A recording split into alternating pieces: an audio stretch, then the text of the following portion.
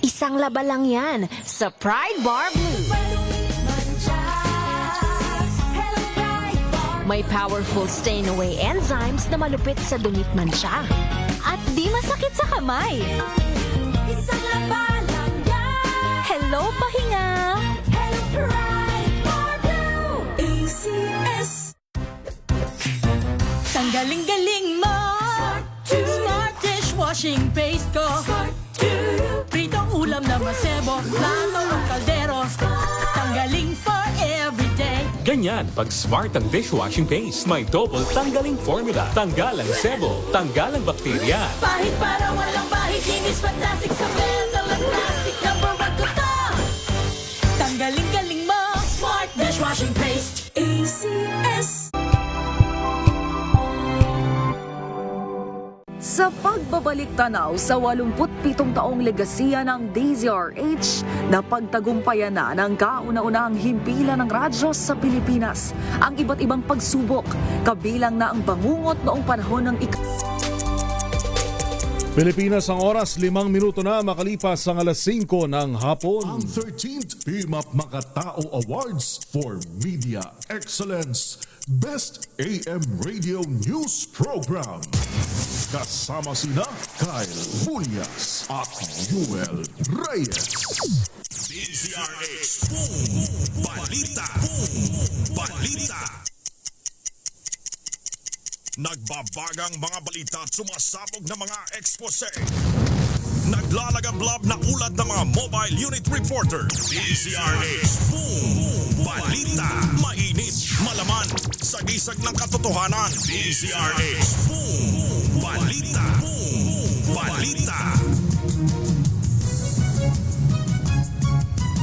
Magandang hapon Pilipinas, sa ulo ng ating mga balita.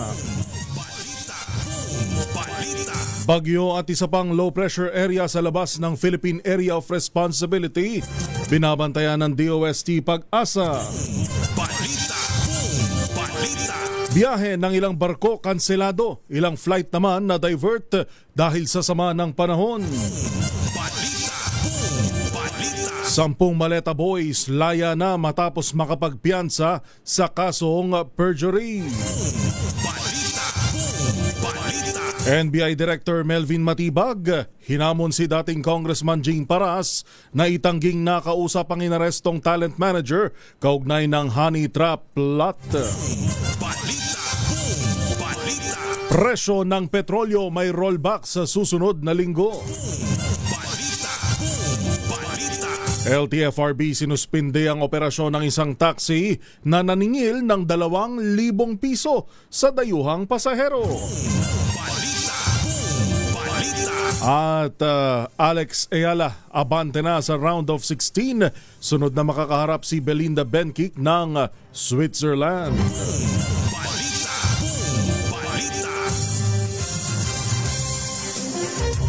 Yan ang ating headlines ngayong maulang hapon ng Sabado, August 8, 2026.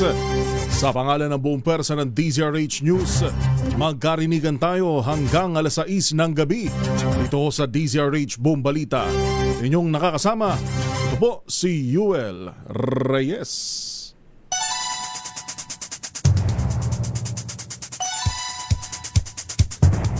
Bago sa detalye ng ating mga balita, makibalita muna tayo sa DOST Pag-asa. DZRH Weather Bulletin. May binabantayan tayong bagyo at low pressure area na nasa labas naman ng Philippine Area of Responsibility.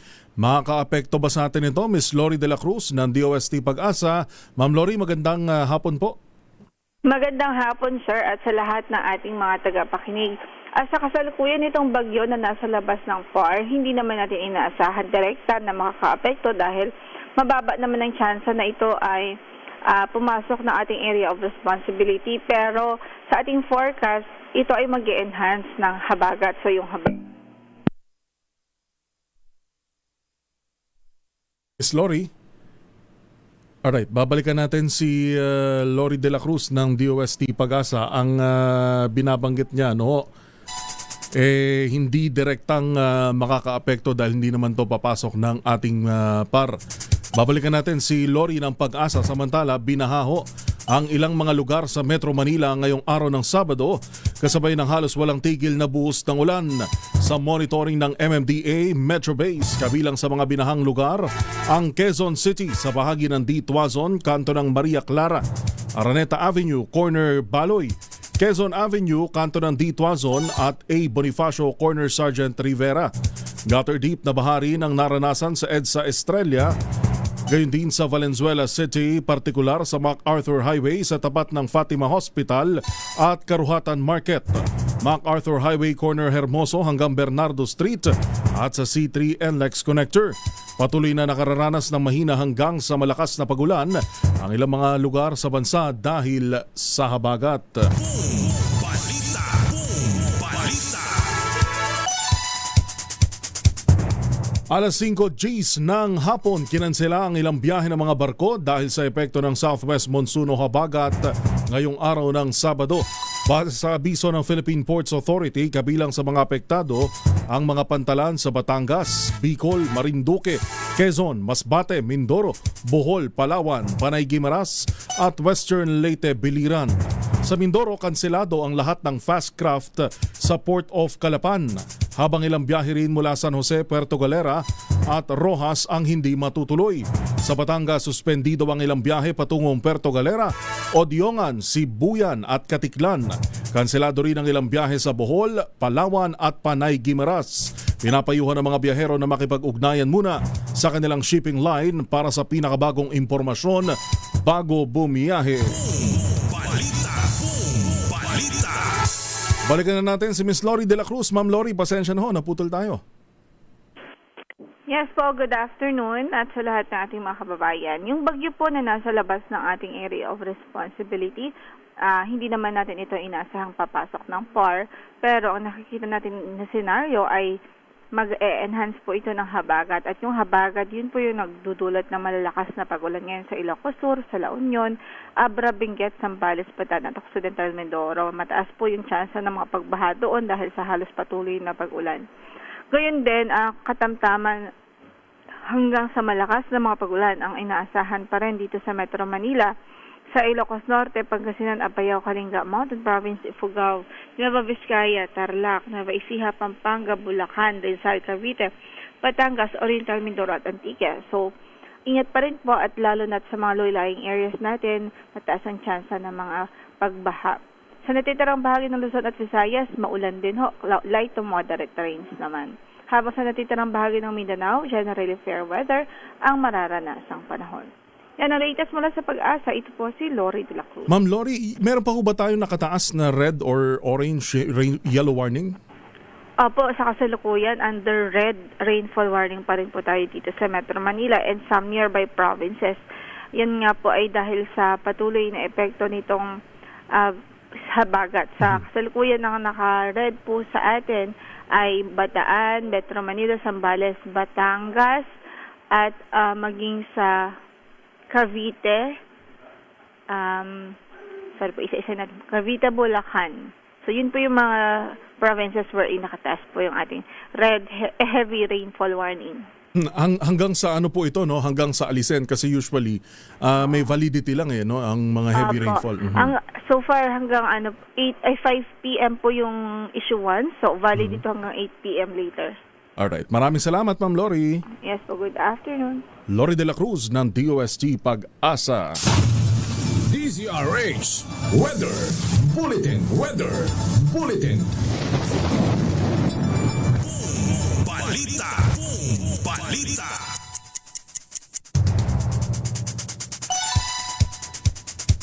Alas 5:13, balik-balita tayo, na-divert sa iba't ibang paliparan ng ilang domestic at international flights dahil sa masamang kalagayan ng panahon sa Metro Manila at ilang bahagi ng bansa.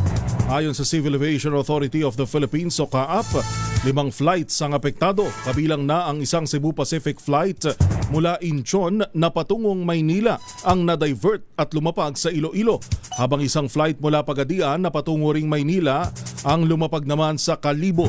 Na-divert din sa Clark ang isang China Southern flight mula Guangzhou, habang isang Xiamen Air flight mula Xiamen ang pansamantalang lumapag sa Mactan, Cebu. Samantala, isang domestic flight mula Cebu patungong Bacolod ang bumalik sa Mactan dahil sa masamang kalagayan ng panahon. Balita. Nagpakawala ng tubig ang dalawang dam sa lalawigan ng Benguet sa gitna ng nararanasang matinding pagulan, epekto ng southwest monsoon o habagat. Base sa datos ng DOST Pag-asa, binuksan ang tig-4 na gates ng Ambuklao at Binga Dam. Aabot sa 281.20 cubic meters per second ang pinakawalang tubig sa Ambuklao, habang 317.53 cubic meters per second naman sa Binga Dam. Samantala, patuloy sa pagtaas ang level ng tubig sa Angat Dam na kamakailan ay bumaba sa critical level. Balita.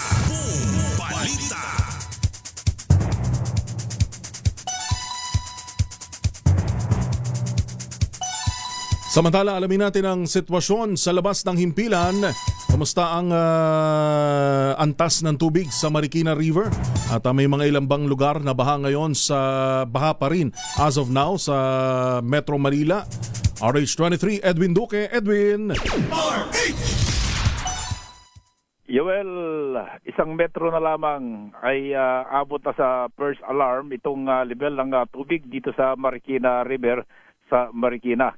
Nasa 14 na yung level ng tubig at nagtutuloy-tuloy pa yung malakas na ulan, partikular na sa may bahagi ng Rizal, Antipolo ay posibleng may dagdag pa yung buhos ng ulan dito sa Marikina River. Pero dahil yung ulan na hindi naman tuloy-tuloy, ay may malakas na porsyon sa Quezon City, pag Mindoro, napupunta naman sa may bahagi ng Camanaba. So hindi sa tuloy-tuloy, paikot-ikot eh. Kaya may mga lugar na bago natin puntahan, maitim yung kalangitan.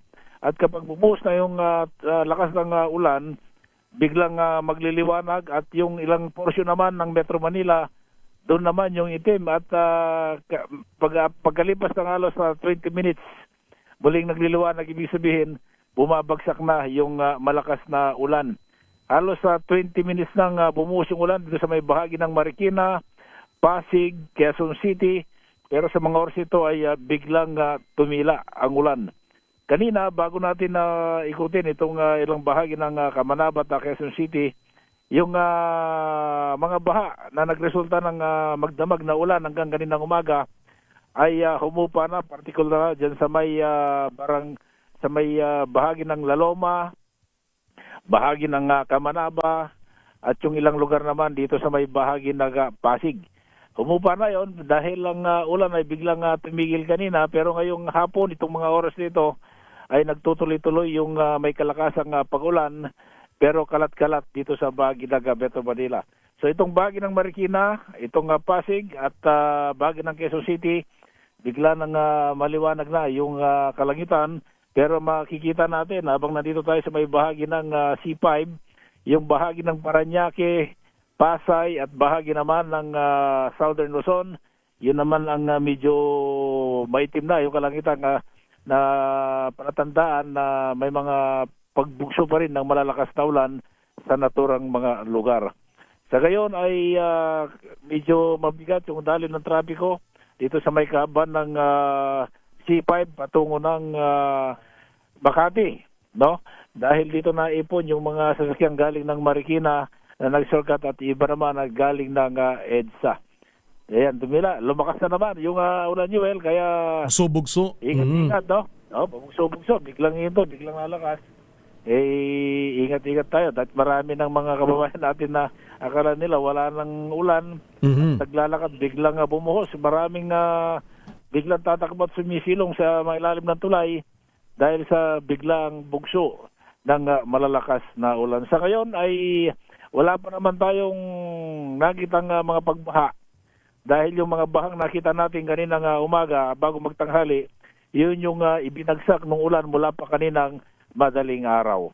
So yan ang sitwasyon mula pa rin dito sa bahagi ng Metro Manila, Ritz 123. Edwin Duque nagulat sa DZRH, una sa Pilipinas, una sa Pilipino. Balita. Maraming salamat, Edwin. Samantala, tubig naman sa ilang mga ilog sa Pangasinan nasa critical level na rin. Detalye RH38, Freddy Fajardo. Freddy. Nagbabala ang Pangasinan Provincial Disaster Risk Reduction and Management Office PDRRMO sa posibleng pag-apaw ng mga pangunahing ilog dito sa lalawigan ng Pangasinan habang nagpapatuloy ang walang tigil na pag-ulan dulot ng habagat. Ayon kay Pia Flores, head ng Emergency Operations Center Unit, itinaas na ng kanilang tanggapan ng alert status upang matiyak ang tuloy-tuloy na monitoring at agarang responde ng mga rescue team at iba pang mga response cluster sa buong lalawigan. Isa sa mahigpit na binabantay ng PDRRMO ang Marusay River sa bayan ng Kalasyaw na umabot na sa 8.7 feet above normal level. Nasa critical level na ito na patuloy pang tumataas. Ganun din sa Sinukalan River at Bued River sa Santa Barbara, San Fabian. Sa pinakahuling tala, 21 pamilya o 66 na individual ang pangsamantalang inilikas sa bayan ng Bani dahil sa pagbaha kahapon. Subalit kay ng umagi, nagsibalikan na muli sila sa kanilang mga tahanan. Sa bayan ng Kalasyaw, may 12 barangay na apektado ng pagbaha, subalit wala namang nagtutungo sa evacuation center. Ganun pa man, sinabi ni Flores na nananatiling mataas ang banta ng pagbaha sa mga susunod na araw, bunsod ng inaasahang 100 mm ng ulan habang patuloy na hinihila ng bagyong Dolphin ang habagat na siyang nagdadala ng malakas na pag-ulan. Bukod pa dyan ang tubig mula sa kabundukan ng Cordillera na dumadaloy sa mga kailugan ng Pangasinan. Hinimok din ng PDRRMO mga Pangasinense na patuloy na subaybayan ang mga opisyal na anunsyo ng pamahalaan at maging handa sa agarang paglikas kung kinakailangan at makipagtulungan sa mga otoridad upang maiwasan ang panganib habang nagpapatuloy ang epekto ng habagat dito sa lalawigan. Mula sa Action Radio Pangasinan, ito si Freddy Pajardo, Aris 38, nagugulat para sa DCRH, una sa Pilipinas, una sa Pilipino. Maraming salamat, Freddy. Babalikan natin ang iba pang mga balita na may kinalaman ho sa sama ng panahon. Samantala, nakapaglagak na ng piyansa sa Las Piñas RTC Branch 202 ang 10 maleta boys na inaresto at dinala kahapon sa Las Piñas Police Station. Nagpaabot naman ng pasasalamat ang abogado na si Attorney Levy Baligod sa Office of the Clerk of Court na nag-overtime para maproseso ang piyansa. Ayon kay Baligod, halos 1 milyon ang inilagak nilang piyansa na mula umano sa ambagan ng mga taga-suporta ng mga ito. Dahil dito nakalaya na ang mga maleta boys na ayon kay Attorney Baligod ay kakain, magpapahinga at matutulog muna dahil sa presinto na nagpalipas ng gabi kahapon. Ang mahirap ipaliwanag basta binuo namin yung kailangang piyansa, no? Yung iba nanggaling sa mga kababayan natin. Katulad na sabi ko kanina, merong mga taga-talipapa na nagbigay ng 1,000 at kalahating kaban na ng bigas yun. Pero yun. Attorney Levy Baligod, plano raw hong magsampa ng kaso sa mga notary public offices, sa mga nagnonotaryo na tumangging magnotaryo sa kanilang mga dokumento. Baka ba na-delay ang paghahain ng piyansa sa 10 maleta boys? RH9, Tina Nolasco. Tina.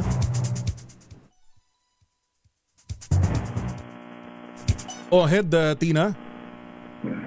Joel, plano ng pagsampa ng ni Atty. Levy Baligod sa mga notary public offices na tumangging notaryohan ang mga dokumento ng maleta boys na kailangan para sa paglalagak ng piyansa. Ayon kay Atty. Baligod, bawal na bawal sa isang notary public office na tumanggi na magnotaryo sa isang public document. Dahil dito, maaarihan niyang maharap sa kasong administratibo ang mga ito sa Korte Suprema. Paniwanag ni Baligod, natakot umano ang kanilang mga sinubukang pagnotaryohan dahil baka sila maipatawag sa Senado. Pakinggan natin si Atty. Baligod. Is administrative yun. Bawal na bawal sa isang notaryo na tanggihan ang pagnotaryo ng isang public document supposed to be, no? Ang rason lamang nila ay dahil daw brave 18 ang mga ito, natakot sila at ayaw daw nilang matawag sa Senado kung magkaroon ng problema. Yun. That is unbecoming of a notary public. At because of that, their commission can be cancelled and that they can face administrative sanctions sa Supreme Court. si Atty. Levy Baligo. Dito si RH9 Tina Nolasco para sa DZRH, una sa Pilipinas, una sa Pilipino. Balita. Maraming salamat RH9 Tina Nolasco. Samantala, balita tayo na may kinalaman sa sama ng panahon. Ilang lugar na raw ho sa Bataan at Zambales ang nakaranas din ng pagbaha. RH37 Danny Kumilang. Danny. Sa Manuel, ilang lugar sa Hermosa, Bataan ang binaha dahil ito sa patuloy na pag-ulan na dulot ng habagat. Ayon ito sa Hermosa MDRRMO. Nakatabay na rin ang mga evacuation center sakaling patuloy na tumaas pa ang tubig sa mga ilog at river channel. Sa Limay, naka-alerto ang MDRRMO, Public Safety Office, mga barangay at pulisya. Ayon kay Mayor Richie Jason David, mahalagang manatiling handa dahil nakasentro sa Bataan ang epekto ng habagat. Nakahanda rin ang evacuation center at relief good para sa mga posibleng lumikas. Samantala sa Olongapo City, isang malaking puno ang nabuwal sa Manggaan Street, Barangay Barreto dahil na rin sa malakas na ulan at hangin. Agad itong nilinis ng Olongapo Fire and Rescue Team upang matiyak ang kaligtasan at hindi maharangan ang daanan. Sa San Marcelino, Zambales, nasa panganib naman ang tulay sa Barangay Santa Fe dahil na rin sa malakas na agos ng tubig baha mula sa kabundukan. Agad na nagsagawa ng sandbagging at iba pang hakbang ang Zambales PDRRMO, San Marcelino MDRRMO at mga residente upang maprotektahan ang lugar. Nag-utos na rin itong si Zambales Governor Jimenez Danig Jr. ng pamamahagi ng relief goods sa mga apektadong residente at mga tumulong sa operasyon. Patuloy namang minomonitor pa ng Zambales PDRRMO at Provincial Engineer Office ang mga lugar na malapit sa mga ilog kabilang ang San Felipe, San Antonio, San Narciso, Botolan at Santa Cruz bilang paghanda sa posibleng paglala ng sitwasyon ng baha. Dani Kumilang, RH37 DZRH, una sa Pilipinas, una sa Pilipino.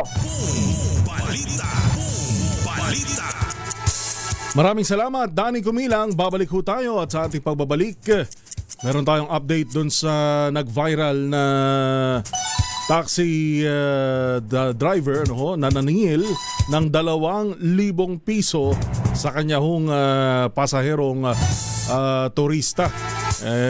Ang hindi inaasahan nito na matutuntun siya at madadamay ang kanyang pangkabuhayan. Pilipinas ang oras. 5:27. This time check is...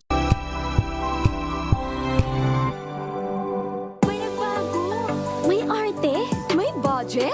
Akala nyo lang yon. So solid. White Rose Papaya, wow, White Rose. White Rose Papaya, wow, White Rose. White Rose Papaya. May glow up with White Rose Papaya. White Rose Papaya. May puti power times 2 kasi may papaya at niacinamide. May shea butter and tea tree oil pa. Kutis sulit ang glow up. Glow up with White Rose Papaya. White Rose Papaya. Kutis sulit ang glow up. ACS. Tinesting, sinuri, siniyasan. Ang resulta?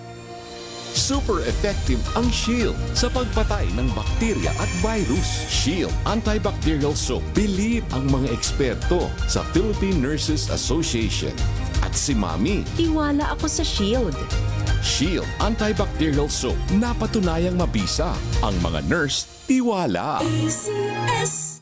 Oh, so good! Komeo, so tanghon! So bagay sa bawat celebration. So easy, so dummy! Komeo, so tanghon. Komea Sotanghon. So good! So tanghon! Galalala Falcon. Galalala Falcon. Ang bango ng sampayan. Tara na magsayawan. Kalafabcon, amoy nakaka-joyful! God has helped us really develop that attitude of gratitude because we have so much to be thankful for being here in Canada. So we are here with MX3. I get to be so active in sports, but also doing this line of work. Even when we travel, when we bring MX3 with us, it's really helping us a lot. It's a must-have. Yeah. We never leave home without it. MX3 is our supplement of choice. Dito kami bilib. Mahalagang paalala, ang MX3 capsule ay hindi gamot at hindi dapat gamiting panggamot sa anumang uri ng sakit. Galalala Falcon.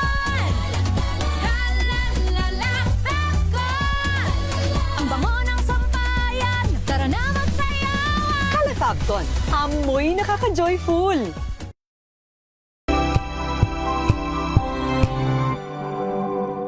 Hello, Washi! Laundry day na naman! Yay! Anong meron? Mancha ng chocolate, putik, may libag pa! Kaya natin yan! With Pride Washing Machine Detergent, may triple stain-away formula. Tanggalang makapit, madikit, at malupit na dumit mancha. Kaya easy-easy ang labada. Mula noon hanggang ngayon! All you need is pride. All you need is pride. ACS. Maulan man, no worries na amoy kulob ang damit. Charm Fabcon. Bangong kumakabloom. Tanggal amoy kulob sa bango ng charm. Kaya gamit ko, Charm Fabcon with Bloom Fresh technology. Kills 99.9% of kulob-causing bacteria. May aroma burst pa of thousands of flowers and berries. Ang sampay sa loob, no amoy kulob. Bangong kumakabloom sa charm. Charm Fabcon. ACS. Sa lahat ng bagay, simula pa lang, siguraduhing max protection na. Kasi pag kulang ang proteksyon, baka madaling masira. Sa ngipin, dapat may max protection din. Max Alaga ng Unique Toothpaste. With Max Protect Formula, helps stop cavities before they start, while keeping breath fresh. Try Unique Maximum Fluoride Protection. Para Max Alaga, Max Protektado. ACS.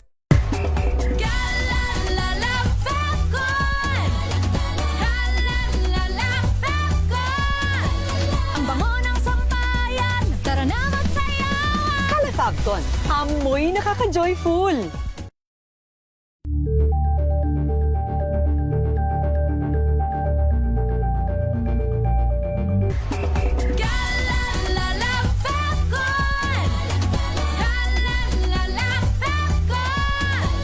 Ang bango ng sampayan. Tara na magsayawan. Kala Falcon. Amoy nakaka-joyful.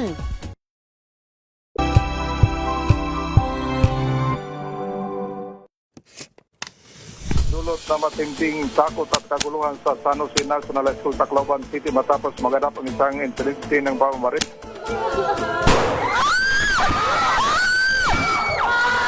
Umabot na sa 4, 3 yung mga balagita at isang binata konfirmadong nasawi.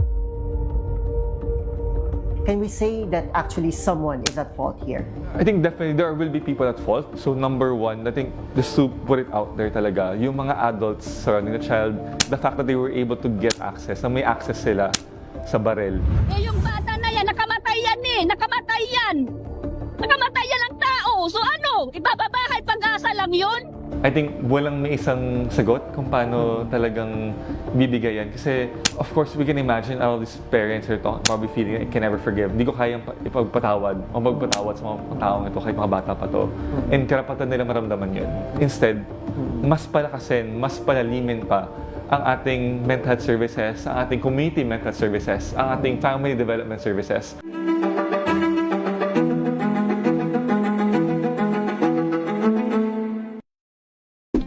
Sa lahat ng mga nanonood at nakikinig sa atin.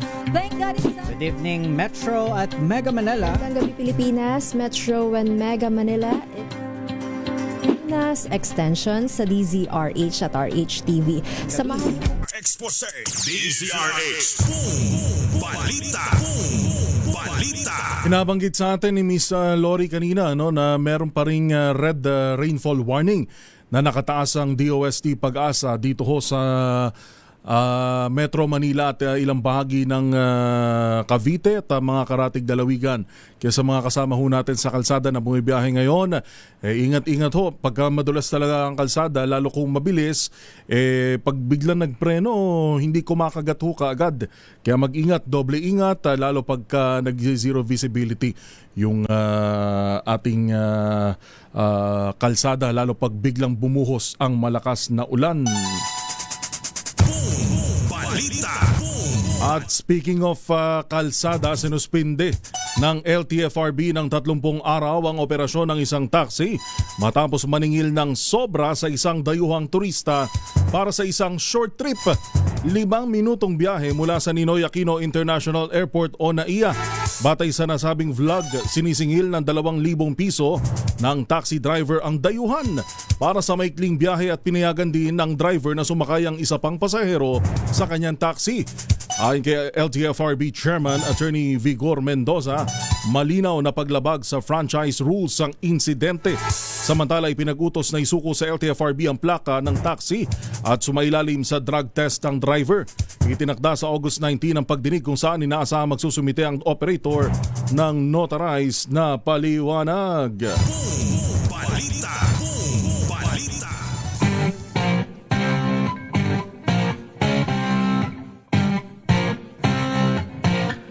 At kaugnay nga ng balitang yan, makakasama ho natin ngayong hapon upang siya na mismo ang bigay sa atin ng update at magkwento tungkol sa ang bilis, parang kailan lang nag-viral ito at nakita natin agad yung mabilis, ika nga swift action ng LTFRB.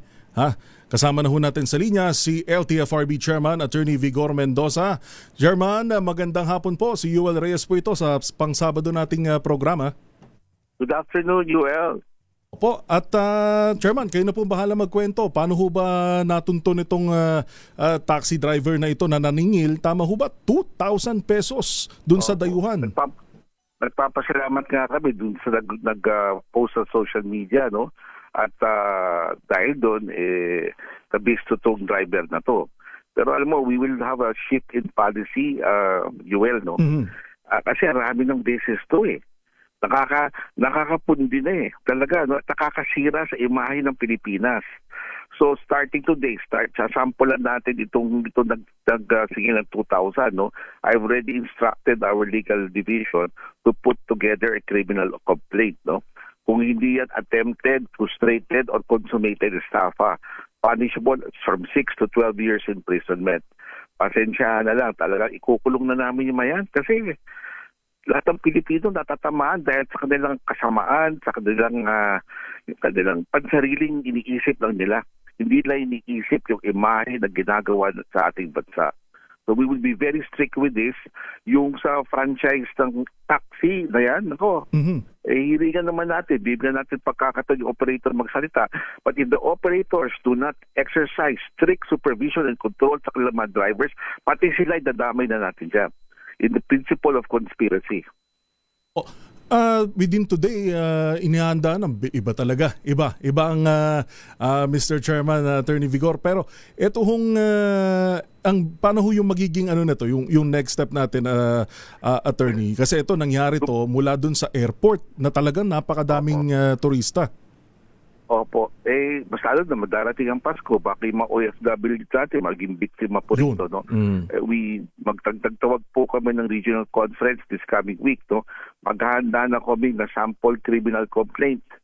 Pag may taxi gumawa na ganyan, anywhere in the Philippines, tatamaan na sila criminal liability. Diretso na po, pagkahuli, we will coordinate with the airport police, no? Pagkahuli, inquest na, hulihin na, diretso sa kulungan na yan.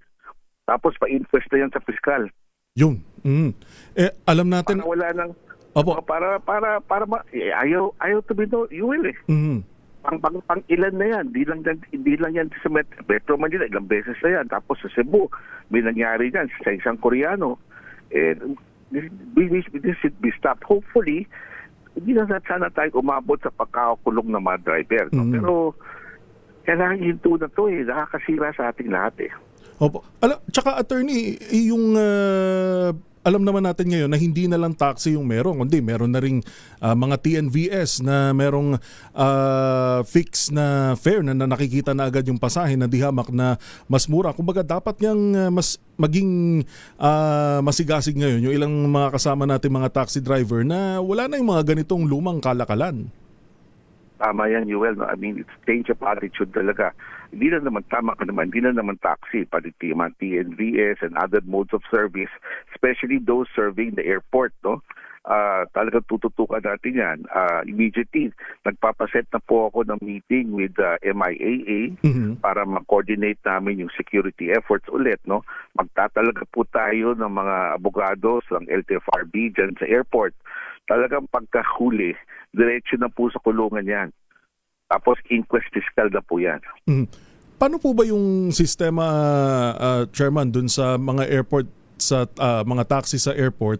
Di ba meron mga tinatawag na may ibang metro po yan no, na iba yung rate nila, mga airport meter taxi dun sa pangkaraniwan. Kung ang idepensa po nitong taxi driver na nandito, iba yung naging calculation ng kanyang pasahe, parang medyo mahal naman masyado yung 2,000 piso. Kahit paano we calculate, kahit yung pinakamahal na taxi na natin, yung premium taxi dyan sa airport, hindi pa rin naabot ng 2,000. Mm-hmm. Lalo kung short trip. Kung paano na dependency niyan, of course, due process is always there. No? Pero di ko alam kung paano niya kinompute. Siya magsabi sa amin, anong ginamit mo komputasyon. Pero definitely naman, hindi siya premium taxi. Mm-hmm.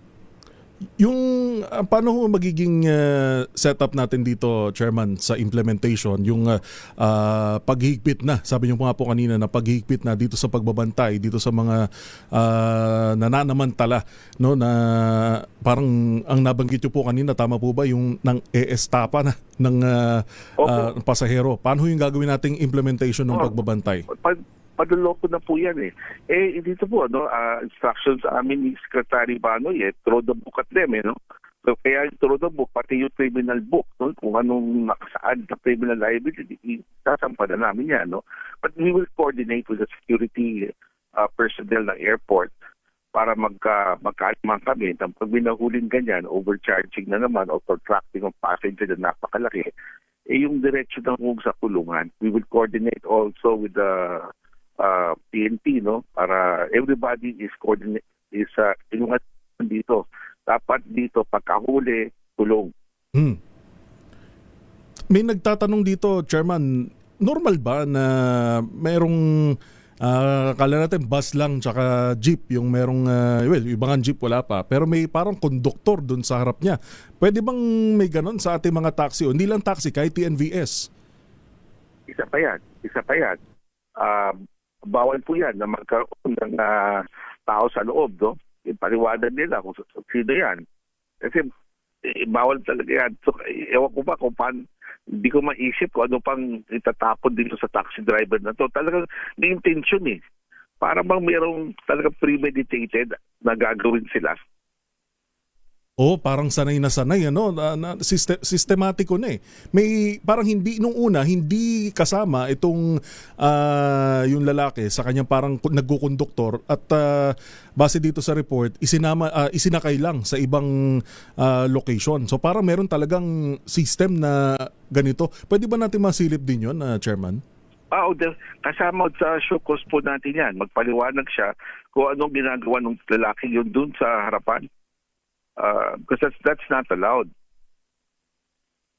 Ayun, kaya ang babala ho ito, in fairness naman, pag may mga mabubuting ehemplo ng mga driver, mga pataksi man o TNVS, talagang saludo tayo dyan lalo yung mga nagbabalik na mga naiiwang gamit o kaya naman hindi nangungontrata, talagang saludo tayo. Pero ito ho ang babala, kapag may mga nanamantala pa na mga ganito, ang babala ni Chairman swak sa kulungan. Opo, sabi ni Secretary Banoy, striktohan namin yung mga ganyan Kasi nakakasira talaga naman sa imahe ng Pilipinas, no? So talagang yun ho implement po namin starting next week. Lalabas po kami ng panibagong memorandum circular shifting the policy, no? Hindi lang administrative liability, yung revocation ng franchise, pati na po yung pagkakulong ng driver at yung operator kung ang operator po ay pabaya sa kanyang tungkulin. Alright. Maraming salamat po. Teka, Chairman, yung fair hike petition, kamusta po pala yung takbo ngayon? Parang meron ho nabanggit si Secretary Banoy na hindi muna tayo magtataas ng pasahe, pero meron ho mga ongoing tayo na hearing. Opo, sa Lunes po, ang inimbita ho namin yung mga relevant government agencies gaya ng DepDev para malaman natin ang implikasyon ng mga kung papayagan natin yung fair increase na hinihingi ng mga petitioners, no? Iba-iba kasi yung hinihingi renewal ng bawat grupo. Meron humingi 2 piso, yung isa 5 piso, yung isa naman 10 piso, no? inibita rin natin ang Department of Energy para malaman ito upon the request ng petitioners themselves at ng commuters group, no, para malaman natin ano ang takbo ng presyo ng krudo at marami pa kung ibang gusto nilang iklaro kung paano ba ginagawa yung presyohan na yan. Inimbita rin natin ang Department of Labor and Employment para sa ganon malaman natin yung implication sa ating mga manggagawa, no? Kung ito'y mahirapan sila o kaya ba nila tustusan itong kung iakat ba natin yung itong pamasahin ko. So yun ang mangyayari po sa Lunes, no? Yung mga relevant government agencies na aming inimbita. Alright. Maraming salamat po, Chairman. Kahit Sabado, ganito yung panahon ay napaunlakan niyo po ang aming paanyaya. Thank you. Maraming salamat po. Thank you very much, Joel. Laki utak po na eh. Tama. Sorry. Pero next time, mabawi tayo. Thank you very much. Thank you very much po. Si Chairman Vigor Mendoza ng LTFRB. Ang 13th PMAP Makatao Awards for Media Excellence Best AM Radio News Program. Kasama sina Kyle Bunyas at Yuel Reyes. DZRH Boom Balita. 15 minuto bago ho mag-alas 6 ng gabi. Ang oras na yan ay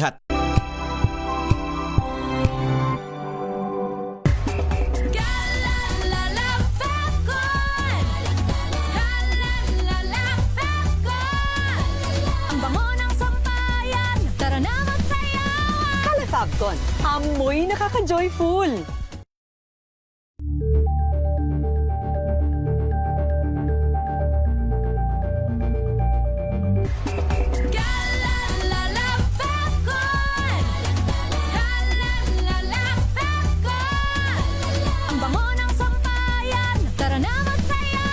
Calefabcon, amoy nakaka-joyful.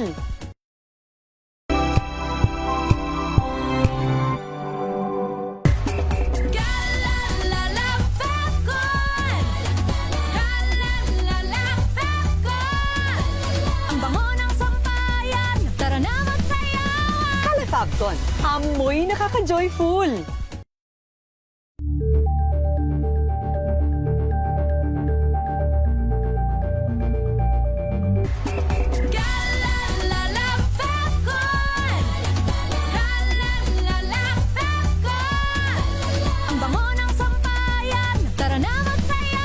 Calefabcon, amoy nakaka-joyful.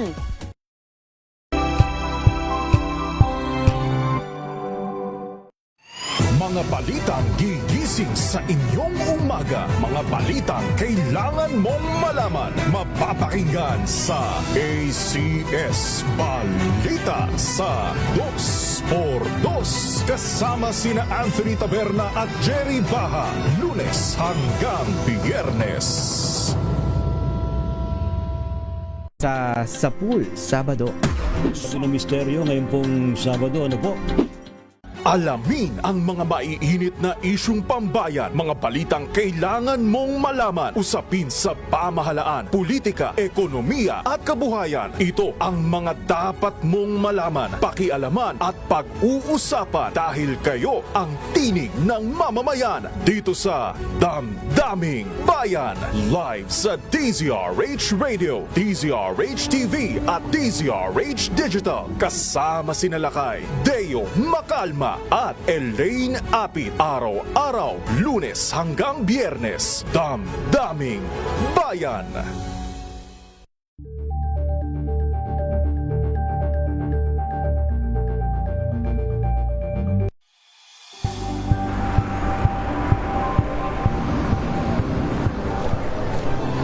Ating mga eksperto. Dito lang sa Expert Opinion. Ito ang The Better News. TNVS. Trending and kwento, iba't ibang anggulo. Dito sa Point. Bawat pananagutan ating tatalakayin dito sa Hoy. Bawal yan. Filipino, dito lang sa DZRH. Matchable entertainment and lifestyle. Ito ang MBC TV Network News.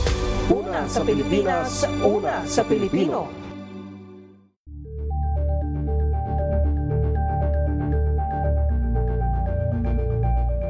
Tambalang Anthony Taberna at Jerry Baha ang gigising sa inyong umaga dahil lalatay ang humahagupit na diskusyon at komentaryo Lunes hanggang Biyernes sa 2x2.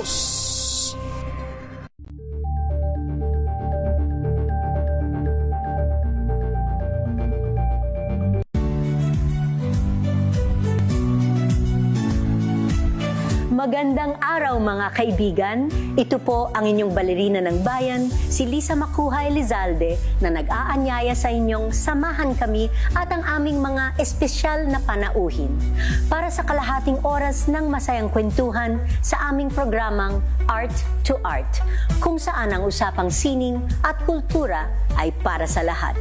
Huwag kaliligtaan, tuwing linggo, alas 3:30 ng hapon, dito lamang sa DZRH Radio, DZRH TV, at via online streaming. Visayas at Mindanao at maging sa ibang bansa. Luzon, Visayas, Mindanao, una sa Pilipinas. Una sa Pilipino. Walang advokasiyang maliit, basta't malinit. Maraming salamat. Muling sumasenyo ang ating palatuntunan special on Saturday. Salamat po sa inyong pagsama sa amin dito sa Executive Session. Mabuhay ang Isang oras na talakayan ng mga usaping may kinalaman sa ating akto. Idulog nyo na yan dito sa Hoy. Bawal yan. Ang latest happenings at trending sa mundo ng entertainment and lifestyle, their favorite stars. Mga kwentong maghahatid ng inspirasyon at aral sa mundo ng Curious ka ba sa maraming bagay? Kami na ang bahala dyan. Aalamin, tutuklasin at bibigyang linaw namin ang mga katanungang bumabagabag sa inyong isipan. Sa programa kung saan ang bawat sagot ay galing lamang sa mga eksperto. Ang Expert's Opinion, tuwing linggo alas 3 ng hapon, dito lang sa DZRH TV.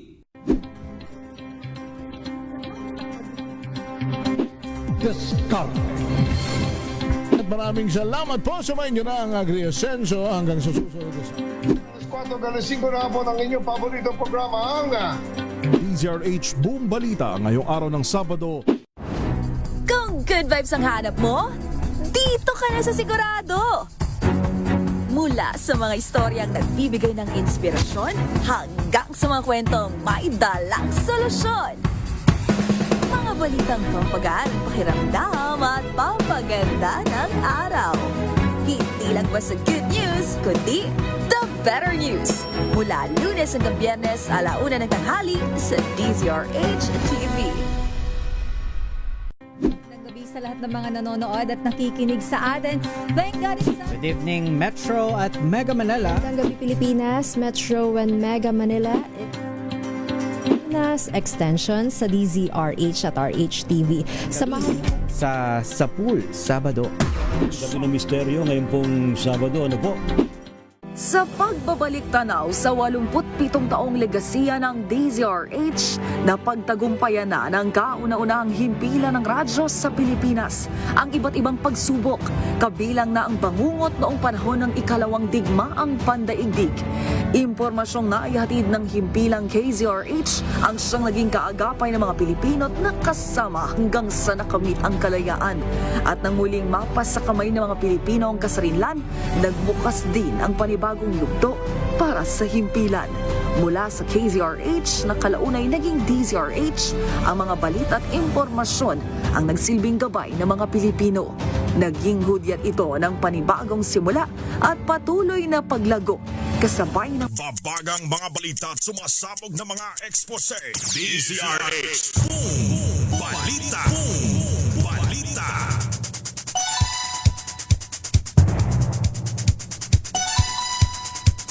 Pitong minuto ho bago mag-alas 6 ng gabi sa iba pa nating mga balita. Hinamon ni National Bureau of Investigation Director Attorney Melvin Matibag si dating Congressman Jing Paras na itanggi ang alegasyon na nakipag-ugnayan ito sa nakakulong na talent manager sa planong paninira laban kay Executive Secretary Ralph Recto. Ayon kay Matibag, katakataka ang pagiging tahimik ni Paras sa issue. Git ng NBI Director, kahit sa social media ay maaaring itanggi ni Paras na nakipag-usap ito kay alias Ken para sa honey trap plot o tangkang character assassination laban kay Recto. Ang question ko kay Kong Jing Paras, number 1, at kilala nyo naman lahat si Kong Jing Paras, maaaring napapanood niya to. At alam naman natin, napakatapang niya. Lagi bira ng bira, pati itong katabi ko nga, binibira ng palagi. So, bakit ngayon very ma'am siya, very quiet? So, ito lang tanong ko, can you deny categorically na hindi mo nakausap tong Alyaskin? At wala kayong planong gawin ganon? Yun lang yung tanong ko, kahit di na siya dumalo. Kahit sa social media na rin lang sagutin. At ang tanong ko, sa kanya at kay Kong Libiste, categorically, can you deny na nag-usap kayo at nagplano ng ganito? Yun lang po yung tanong. Matatandaang hindi sumipot si Batangas 1st District Representative Leandro Lebiste sa pasabina ng NBI noong araw ng Huwebes, habang humirit naman si Paras na i-reschedule sa Agosto 11 o sa araw ng Martes ang pagharap nito sa Bureau. May malakas at matibay na ebidensya laban kay Batangas 1st District Representative Lean Leviste at dating Congressman Jing Paras. Ito'y kaugnay ng umano'y tangkang character assassination laban kay E.S. Recto. Ayon kay Matibag, malakas sa mga ebidensya at katunayan ay nag-issue na rin sila ng mga abogado na umano'y kasama sa meeting kung saan pinlano ang tangkang frame-up. Matibay. In fact, nag-issue na kami ng subpoena doon sa mga lawyers na na-identify na with the Congressman Paras na nangyari yung meeting.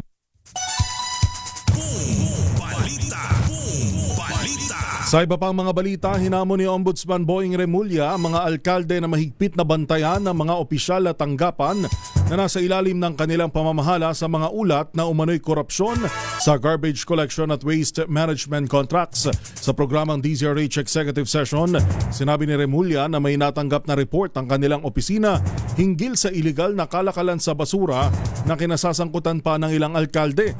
Nilinaw ni Remulla na may mga alkaldeng hindi nakikilahok sa gawain, kabilang sina Pasig City Mayor Vico Soto at Quezon City Mayor Joy Belmonte. Gayunman, dapat na rin umanong tiyakin ng mga alkalde na walang irregularidad sa mga tanggapan tulad ng business processing and licensing offices at mga nag-i-issue ng permit. Inimok din ni Remulla ang publiko na i-report sa Ombudsman ang anumang katiwalian, kabilang ang mga insidente ng umano'y pagtanggi sa business permits. Yung mga opisina, business processing licensing office, nagbibigay ng permitting, occupation and office of the building official, OBO. Lahat yan, checkin nyo. You should be aware of people under you who are committing shenanigans. Na naghahanap buhay. Ito challenge ko sa kanila. Tsaka sa taong bayan. Kung may reklamo kayo sa mayor, sa nangyayari sa mayor, o kaya sa bayan na nag-a-apply kayo ng lisensya, ireklamo nyo sa mayor, furnish sa copy. Tama. Tapos, i-furnish nyo rin ng copy ang ARTA para magkaalaman kung sino kikilo sa amin. Tama. Alas 5:57, samantala sa ating good news, panalo si Filipina tennis ace Alex Ayala sa laban kay American tennis player Katie McNally sa score na 6-3, 5-7 at 6-4. Dahil dito pasok na sa Canadian Open Round of 16 si Ayala kung saan makakaharap niya ang WTA number 12 na si Swiss tennis player Belinda Bencic. Nagwagi si Ayala sa kabila rin ng iniindang sakit sa kanyang kanang paa kaya't humiling pa ito ng medical timeout sa gitna ng laban. Ito na ang ikapitong sunod-sunod na panalo ni Ayala simula ng kanyang panalo sa Washington Open. Sa ating balitang sports, nasungkit ng Alas Pilipinas Girls ang unang nilang panalo sa FIVB Under-17 World Championship laban Mexico. Ito'y matapos nilang pataubin ng Mexico sa scores na 25-19, 20-25, 25-18 at 25-23. Nagbagsak ng 24 na puntos si Kyra Celis, kabilang na ang isang block at isang service ace. Nagtala rin si Saiz Raico ng 15 points, habang tig 10 puntos naman sina Cristina Gale at Jaina Bulandres. Dahil dito umangat ang Alas Girls sa record na 1 win at 1 loss sa Pool B matapos ang kanilang opening loss sa defending champion na China. Sa ating balitang showbiz, ikinagulat ng mga icons ang anunsyo ng Hybe at G-Fin Records na hindi muna makikibahagi ang leader at kilalang Pinay member ng international girl group na Cat's Eye, si Sofia La Forteza, sa mga aktibidad ng grupo. Ito'y matapos kumpirmahin ni Sofia sa kanyang Instagram account na siya ay magkakaroon ng mental health break. Ayon sa kanyang management, sumasailalim na si Sofia sa konsultasyon mula sa mga medical expert at magkakaroon ng reassessment sa kanyang status sa darating na Setyembre. Kaugnay nito, nagpahayag naman ng suporta ang kanyang mga kasamahan sa grupo sa kanyang desisyon na bigyan muna ng prioridad ang kanyang kalusugan at kapakanan. Balita! Balita! Nagbabagang mga balita at sumasabog na mga ekspose. DZRH. Balita! Balita!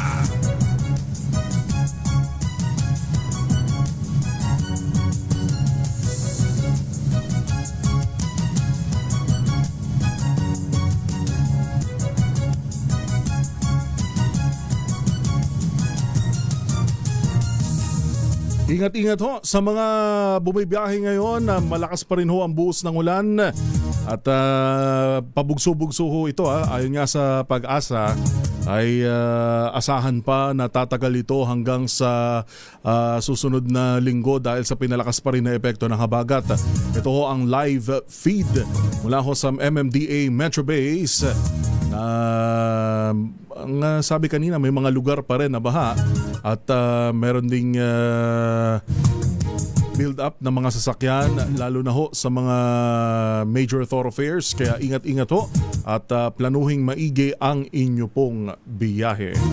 Sa pangalan ng buong pwersa ng DZRH News, ano pangalan ng classmate natin na nakasama natin ngayon? At yan, si Hana ng Hanagraph Deal ng University of UDM, ano? Ano ulit yung UDM? Universidad de Manila. Ayun. Thank you, Hana. At syempre sa mga kasama natin sa RH Television at DZRH Radio Tech. Mula po sa DZRH News Center, inyo pong nakasama ngayong Sabado ng hapon, August 8, 2026. Ito po si Yuel Reyes. Susunod na ang programang Spotlight with Sister L. Ang ating oras, 1 minuto makalipas ang 6:00 ng gabi.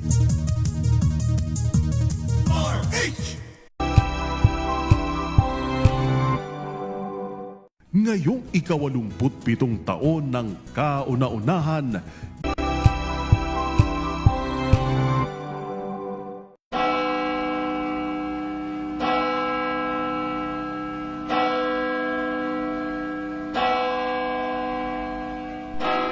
ang anghel ng Panginoon ay nagbalita kay Santa Maria.